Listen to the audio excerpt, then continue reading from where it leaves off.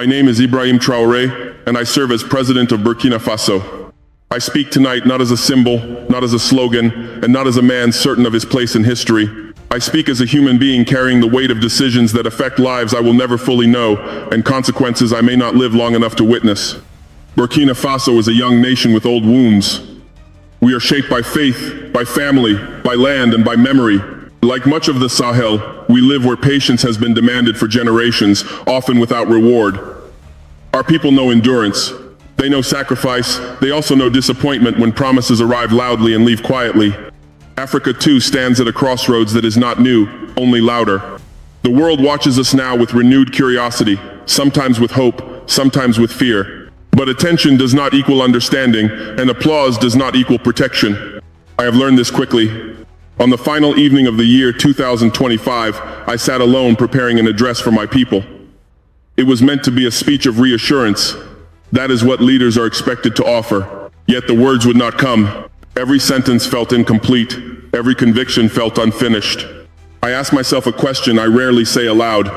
What kind of leader am I becoming? Not what kind I wish to be, but what my choices are quietly shaping. The room was still. Papers lay half-written. The night pressed in gently, without urgency. Fatigue, mixed with frustration, overcame me. I rested my head only for a moment or so, I believed. Sleep took me without warning. And in that unguarded space, where defenses soften and truths approach without permission, the dream began.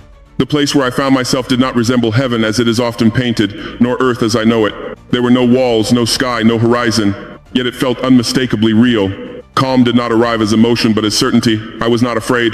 I was not curious. I was simply present. That is when I noticed him. Jesus did not arrive with light or announcement. There was no spectacle, no voice from above. He stood as one stands beside another who is already known. His presence carried weight, but not pressure. Authority without demand. He placed one hand on my shoulder not as command, but as reassurance, and with the other, he gestured gently toward a direction I had not noticed before. I followed his gaze. At first, the figure in the distance appeared ordinary, a man standing still. Then recognition struck me with a force that shook my breath. I knew that face. I had seen it in photographs, in murals, in memory passed down like inheritance. Thomas Sankara, not as a martyr, not as a legend, not as the revolutionary image young people chant with fire in their voices. He stood neither triumphant nor broken. He stood restrained, composed, fully aware. Jesus did not introduce him. There was no explanation. There did not need to be. What unsettled me most was not Sankara's presence, it was his refusal to shine. He did not glow, he did not command attention, he did not accept reverence. His eyes held clarity, not pride. This was not a vision of glory, nor of condemnation. There were no slogans, no accusations, no calls to action. Only a quiet understanding that something essential was about to be transferred. Not ideology, not strategy. Responsibility. Jesus said nothing that felt like judgment. Yet everything felt like warning. A warning not delivered in fear, but in truth. And then Sankara spoke not to the world, not to history, but to me. Sankara did not greet me as a hero greets a successor. He did not congratulate me, nor did he warn me of enemies. His first words were quiet, almost restrained, as if spoken to protect me rather than instruct me. Do not let them turn you into what they turned me into. I did not immediately understand. Like many Africans of my generation, I grew up hearing his name spoken with reverence. His image lives on walls, on shirts, in songs. He is remembered as courage made flesh. I expected pride. I expected affirmation. Instead, I saw reluctance. He looked at me with something that resembled regret, but not for his beliefs. It was regret for what belief became once it left his hands. When a leader becomes a symbol, he said, he loses the ability to breathe. He explained that symbols cannot hesitate, they cannot adjust, they cannot admit uncertainty. Once people project their hopes onto a man, that man is no longer allowed to be human. Every pause becomes weakness, every compromise becomes betrayal, every silence becomes suspicion. I felt an unease rise within me, because I recognized the path he was describing. There is a temptation, especially in nations wounded by history, to cling to clarity. People want a face that represents righteousness. They want certainty embodied, and leaders, especially young ones, can mistake this projection for trust. Sankara told me that when he realized he had become an image rather than a person, it was already too late.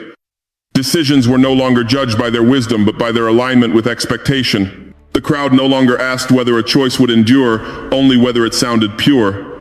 He did not say this with bitterness. He said it as confession. I did not refuse the pedestal, he said, and by standing on it I became easier to isolate. Jesus remained silent, but his presence pressed the weight of those words deeper. I understood then that sanctification can be a form of abandonment. When a leader is elevated beyond humanity, no one feels responsible for protecting him. They feel entitled to him instead. I thought of how quickly admiration can harden into demand. How people say, you must be different, you must never bend, you must never tire.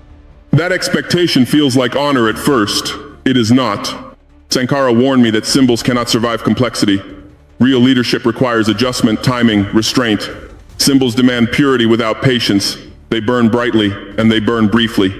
What shocked me most, he said, was not my death, it was how quickly the symbol survived me. I felt a cold recognition. He was telling me that legacy is not protection, that popularity is not insulation, that being loved for what you represent can be more dangerous than being opposed for what you do. Jesus finally spoke, softly, without instruction. Truth must walk, he said. If it is frozen into an image, it shatters. I understood then that the dream was not asking me to imitate Sankara. It was asking me to avoid becoming his echo. The warning was not political, it was moral. Do not let righteousness turn into rigidity. Do not let clarity turn into arrogance. Do not let admiration replace accountability. Leadership, I realized, does not require being unforgettable. It requires being adaptable without surrendering conscience. And that is harder than being heroic. I stood silent, absorbing the weight of it, knowing this was only the first lesson. Sankara did not raise his voice when he continued. In fact, it lowered, as if what he was about to say could only be spoken honestly and quiet. Courage does not attract companionship, he told me. It attracts witnesses. I had always assumed that moral courage once demonstrated would gather people. That truth once spoken clearly would build a circle of protection around the one who spoke it. I believed that if a leader stood firmly enough, others would stand with him. Sankara dismantled that belief without cruelty. He explained that applause is loud at the beginning because it costs nothing. People cheer when courage is theoretical. They praise sacrifice before it has a face. But when courage begins to demand loyalty, patience, or risk from others, the crowd thins quietly. There is a loneliness, he said, that begins the moment your decisions inconvenience those who once praised you. I felt something tighten inside me. I had already sensed this truth in small ways, meetings that became shorter, advisors who softened their language, friends who spoke less directly, none of it dramatic, all of it cumulative. Sankara described nights when the silence grew heavier than the threats, when the danger was not visible enemies but the absence of honest voices. He said that loneliness did not come because people were evil, but because fear is persuasive. People admire courage, he said, but they rarely want to share its consequences. He told me that even within movements built on justice, isolation grows when decisions become real, when policies move from speech to structure, when ideals demand time instead of slogans. I asked him without speaking whether he had expected this, whether he had known how alone it would become. He shook his head slowly. I believed moral clarity would create moral solidarity, he said. That was my mistake. Jesus shifted slightly then, not intervening, but listening with the same attentiveness he had shown me. I realized that this was not merely Sankara's story, it was a pattern. Jesus spoke, not as correction, but as framing. Even truth walked alone, he said. Crowds follow miracles, few remain for endurance. The loneliness Sankara described was not dramatic abandonment, it was subtle erosion, invitations that stopped coming, conversations that grew cautious, support that became conditional. He explained that the most dangerous moment for a leader is not when opposition is loud, but when agreement becomes shallow, when people nod without commitment, when praise replaces participation. At that point, he said, you begin to confuse solitude with strength. I understood the warning immediately. There is a temptation to wear loneliness as proof of righteousness, to believe that isolation itself confirms moral superiority. Sankara admitted he had fallen into this trap. I mistook loneliness for confirmation, he said, and I stopped listening where I should have listened most. The admission struck me harder than any political lesson, because it revealed how courage can quietly harden into inflexibility, how being alone can feel like being chosen. Jesus did not rebuke him. He simply added gently, loneliness is not a crown, it is a condition. I thought of how many leaders surround themselves with silence and call it resolve, how many reject counsel and call it conviction. Sankara was telling me that courage without companionship requires deliberate humility to survive. You must build structures, he said, not just speeches. You must protect spaces where disagreement can exist without fear. Because when disagreement disappears, danger begins. This revelation did not frighten me, it sobered me. It taught me that leadership is not sustained by passion alone, but by the discipline of remaining open even when it hurts. Moral courage will not save you from being alone, it will often guarantee it. But loneliness does not have to mean blindness. That, Sankara implied, is where wisdom must enter or tragedy follows. I knew then that the dream was not finished teaching me. Sankara paused before speaking again, as if measuring whether the next truth could be carried safely. When he did speak, his words were slower, heavier, and directed inward as much as toward me. The most dangerous moment, he said, is when you stop asking whether you are needed and begin believing that history requires you. I felt an immediate resistance rise in me. The idea sounded noble at first. Many leaders speak this way. Movements are often framed as inevitable, as destiny unfolding through a chosen individual. It gives people confidence, it gives struggle meaning. Sankara dismantled that comfort carefully. He told me that certainty rarely arrives loudly. It enters quietly, disguised as responsibility. A leader begins to believe that without his presence, everything will collapse. That compromise would be betrayal not only of principles but of history itself. When that belief takes hold, he said, prudence begins to sound like cowardice. He admitted that there came a time when warnings no longer reached him. Not because people stopped speaking, but because certainty filtered what he could hear. Advice that urged caution felt like obstruction. Patience felt like delay. Doubt felt like disloyalty. I recognized the danger immediately. Certainty feels clean. It simplifies. It relieves the burden of continual discernment. Once a leader believes he is necessary, every decision becomes urgent, and urgency becomes justification. Sankara looked at me not with accusation, but with urgency. I believe the cause was too important to slow down, he said. I did not see that speed itself was becoming the threat. Jesus spoke then, quietly, almost conversationally. Certainty promises safety, he said, but it trades listening for speed. The words settled deeply. Certainty does not arrive as arrogance. It arrives as relief. Relief from doubt, relief from waiting, relief from the humility of revisiting decisions. Sankara explained that once a leader becomes convinced of inevitability, the future stops being shaped and starts being forced. Institutions are rushed, people are pressured, complexity is dismissed as sabotage. The tragedy, he said, is that certainty feels like faith. This struck me most sharply. Faith, as many understand it, is often confused with unyielding confidence. But Sankara describes certainty as the opposite of faith. Faith requires trust beyond control. Certainty seeks to eliminate uncertainty altogether. He confessed that he began to speak in absolutes because absolutes were easier to defend. Nuance invited debate. Debate invited delay. Delay felt like danger. I saw clearly then how tyrannies are not born from cruelty alone. They are born from fear of losing momentum. From the belief that hesitation will allow injustice to return. Jesus added gently, even truth must wait for hearts to catch up. Sankara nodded. He told me that when a leader believes history needs him, he begins to confuse disagreement with betrayal. At that moment, dissent becomes threat, not counsel. And that, he said, is when protection turns into control. I felt the weight of this warning press against my own ambitions. The desire to act quickly, to prove resolve, to show strength in a world that respects speed more than wisdom. Certainty tempts leaders by offering clarity without cost. But the cost always comes later, extracted from institutions, from trust, from lives. Sankara looked away briefly, as if remembering the moment he could no longer turn back. I did not fall because I lacked conviction, he said. I fell because I stopped questioning the shape of my own certainty. Jesus did not correct him. He simply stood there, reminding me that leadership is not a straight line of resolve, but a continual act of discernment. The revelation was clear. Fear can be resisted, doubt can be managed. But certainty unchecked will silence wisdom faster than any enemy. And that silence is never empty. For a long moment after Sankara finished speaking, no one said anything. The silence was not empty. It felt deliberate, as if it was part of the lesson itself. Then Jesus spoke. Truth is not fragile, he said, but those who carry it are. The words unsettled me more than any warning before them. I had always believed that truth, once spoken, would defend itself. That exposing injustice was, by itself, an act of protection. Sankara turned toward him, not in disagreement, but in recognition. I told the truth, Sankara said quietly, but I did not always prepare the ground it fell on. He explained that truth, when released without timing, structure, or discernment, does not always heal. Sometimes it burns, sometimes it hardens resistance. Sometimes it demands sacrifice from those least prepared to bear it. He confessed that there were moments when he spoke because silence felt immoral, not because speaking would transform anything immediately. His intentions were pure. His aim was justice.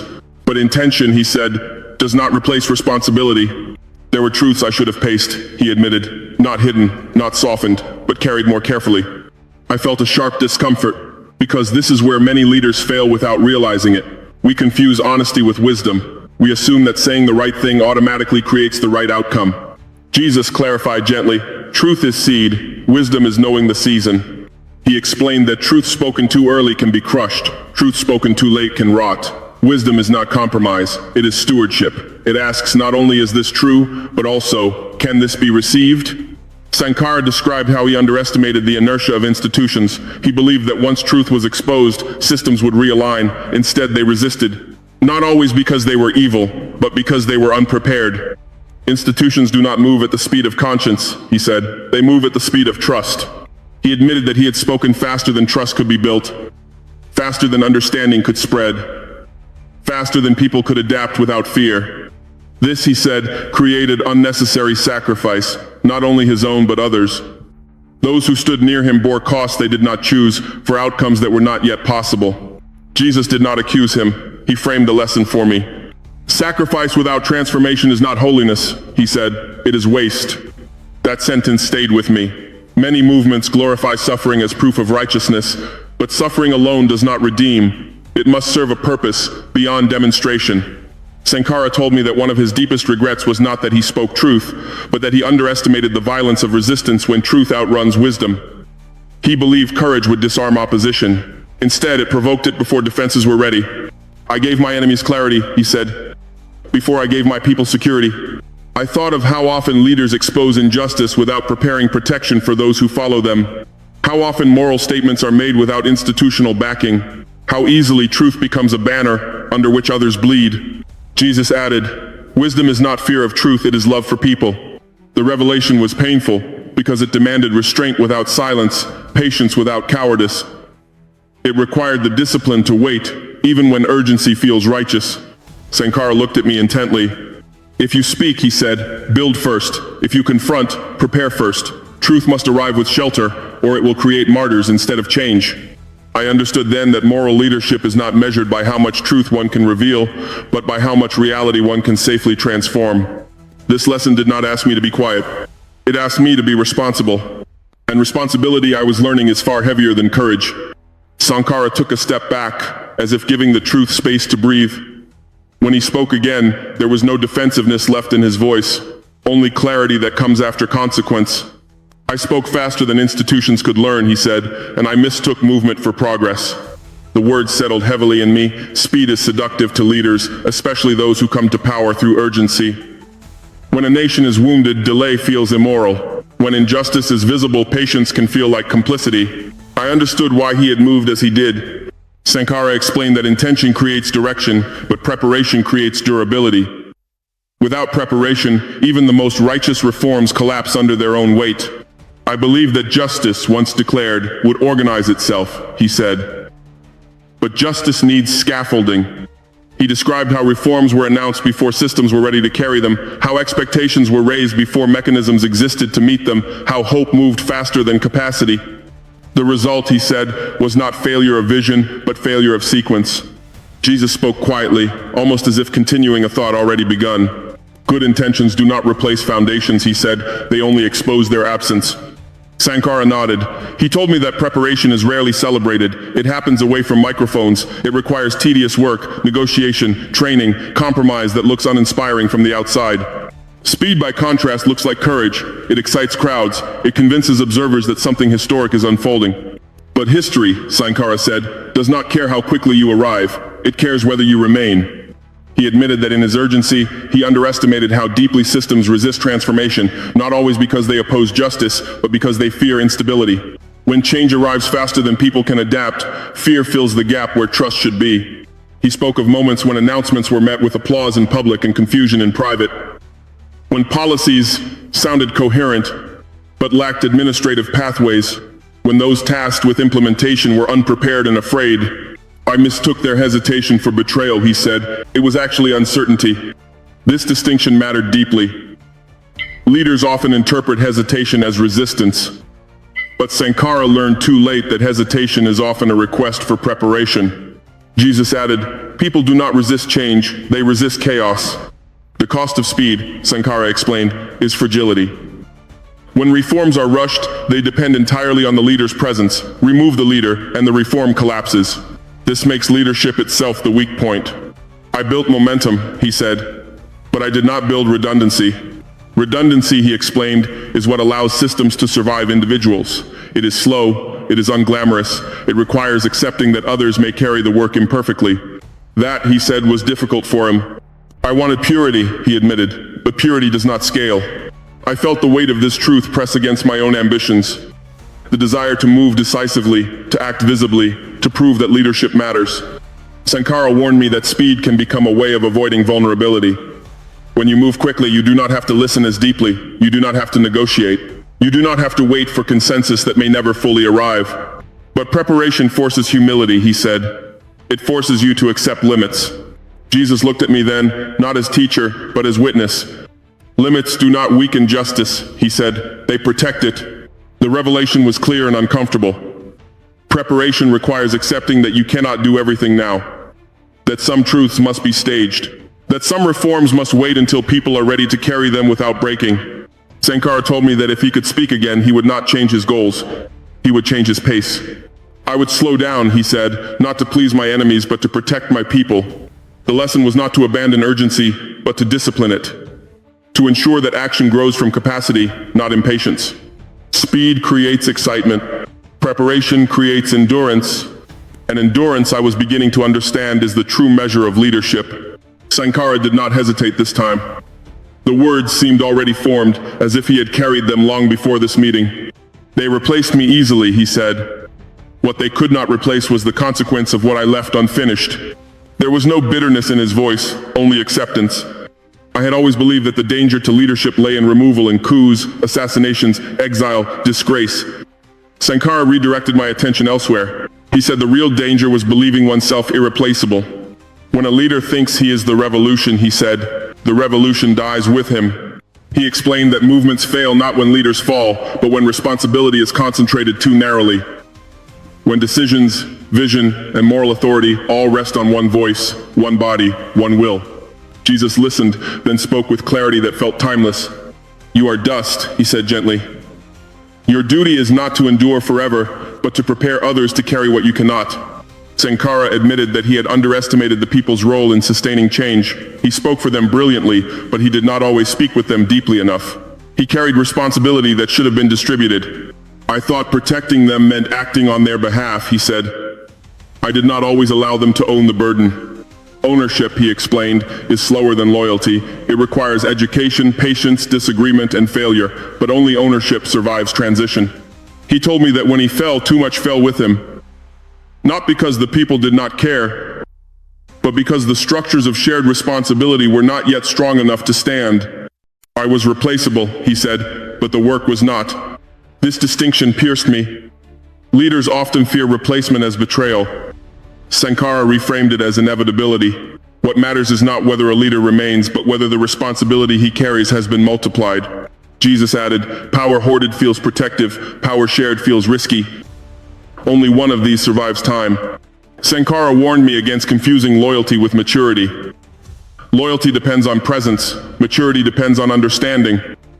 When followers act only because a leader commands, the system is brittle. He told me that responsibility must be taught, not demanded. That people must be invited into difficulty, not shielded from it entirely. Otherwise, when hardship comes, they feel deceived. I wanted to spare them pain, he said. Instead, I spared them preparation. That sentence stayed with me.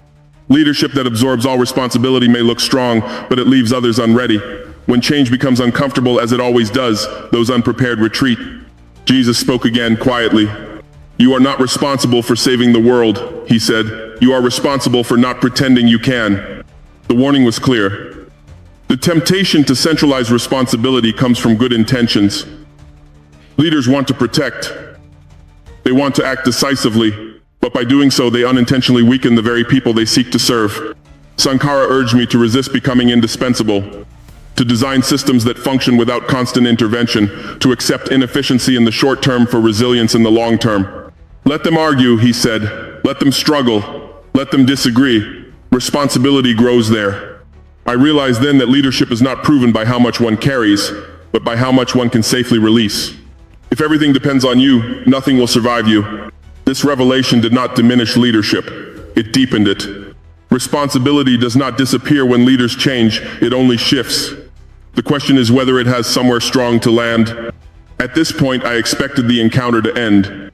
The lessons had been heavy, almost unbearable in their honesty. I thought perhaps this was the closing and offering of wisdom, a farewell between generations. I was wrong. Jesus stepped forward, not closer to me, but into the space between Sankara and myself. His presence did not interrupt. It clarified. It was then that I understood the final purpose of this meeting. This is not a blessing, he said, and it is not permission. The words were calm, but they carried finality. Sankara did not resist them. He nodded, almost in relief. I did not come to be followed, Sankara said. I came to prevent repetition. This was the moment that shocked me most. I had expected deep inside myself a call to continue his work, to finish what he had started, to carry the flame forward. That is how history usually speaks to leaders, through inheritance, through unfinished revolutions. Instead, Sankara refused succession. He explained that revolutions fail when they are inherited rather than examined. When new leaders wear old convictions without retesting them against new realities. When courage is copied without understanding the cost that produced it. My life is not a template, he said, it is a caution. Jesus reinforced this without severity. Do not build altars to the fallen, he said, build discernment for the living. I realized then how dangerous admiration can be, how easily reverence turns into imitation without reflection, how often the dead are made pure so the living can avoid responsibility.